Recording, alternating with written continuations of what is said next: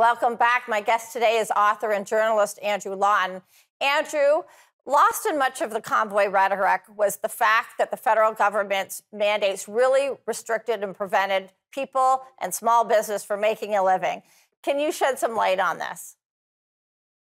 I think you summed it up incredibly well. I mean, as long as I've been involved in politics and media, the age-old concern that businesses raise is we want government to just get out of the way and let us do our business. And it's always been in the context of red tape. You know, oh, this paperwork is too much, this tax rate's too high, and all of that's very real. But I think it pales in comparison to the restrictions that were foisted upon businesses in the COVID era, where it's not just about, you have to do this paperwork, but you cannot open.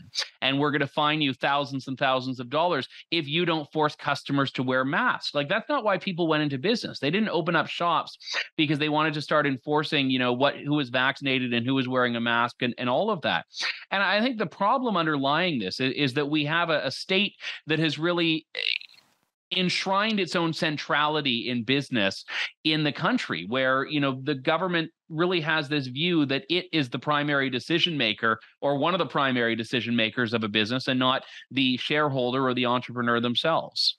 Yeah, and you add on to that, deciding what businesses are going to get subsidies and what industries are going to get subsidies. So it's no longer a free market system. It's really a very centralized system. Andrew, the federal government is lifting the mandates finally on the Arrive can on September 30th, 2022. But you had an interesting tweet. Your tweet, you said that there's clear evidence that this mandate's not going to be gone for good. So could you explain what this means to Canadians? So I try to think of myself as a good journalist, but I can tell you, Jocelyn, I had to do no digging to uncover this bombshell because it's the government's own words. It was Health Minister Jean-Yves Duclos' own words when he got up there and announced the suspension of the air travel vaccine mandate. He said it was a suspension, and he said we're going to keep an eye out, and new variants of concern mean not only will we bring this back, but we might need to bring it back and change the definition of fully vaccinated to having up-to-date vaccination, which means you've received a booster shot within the last 6 months. So the government has, at every step in the way, said that this cessation of these restrictions is temporary and that the circumstances themselves will determine whether they come back. And I think that's something that we need to be very keenly aware of. There's nothing stopping the government legally or even based on its own proclamation from come November, if they see an uptick in cases, going right back to where we were a month, 3 months, even a year ago. So this is truly concerning, especially when we're finding out new evidence on the efficacy of vaccines.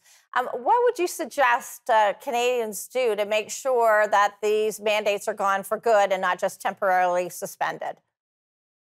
Well, I think it's tough. I don't encourage lawlessness because some people, again, are going to make their own decisions. And I would never, ever advise anyone to do or not do something related to vaccination. And I would never advise anyone to listen to me if I did decide to tell them what to do on that. I think the point that I would raise here that I think is very important is that when the government was going after the unvaccinated previously, they were talking about really 10 to 12% of the population, not a huge number.